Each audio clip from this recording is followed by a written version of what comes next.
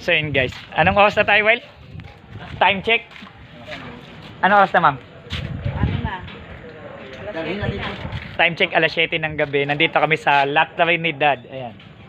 Ayan, kasi kasama si Boss Marwin. Yan ang pinakamalupit. No? Nag-set up kami ng antena. Okay. Ayan yung may-ari. Bago na may-ari. So yun. Sulit na sulit yung kanyang antena. Powered by Compass. Compass. Beke namin. Ano Yan. isa ulit makakausap. Ayan, 314 eh. So, sige, pwede.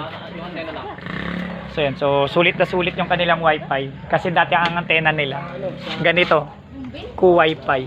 Eh, ang lapit lang daw, mahina pa, naglalag pa. Eh, ito, pinalitan namin ng bago. So yan, gabing-gabi nga guys, alas 7.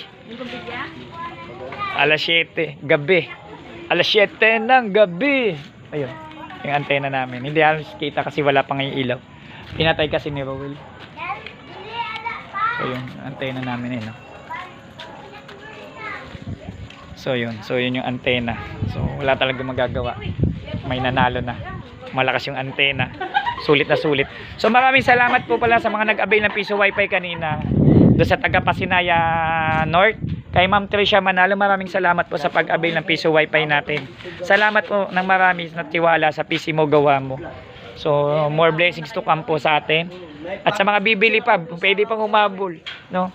Tsaka kay Ma'am Angel ng Rancho Verde bukas set up na po natin yung piso wifi po ninyo. Kay Sir Jefferson Sugata, yung bendo natin. Gagawin ko pa lang. hindi pa nagagawa.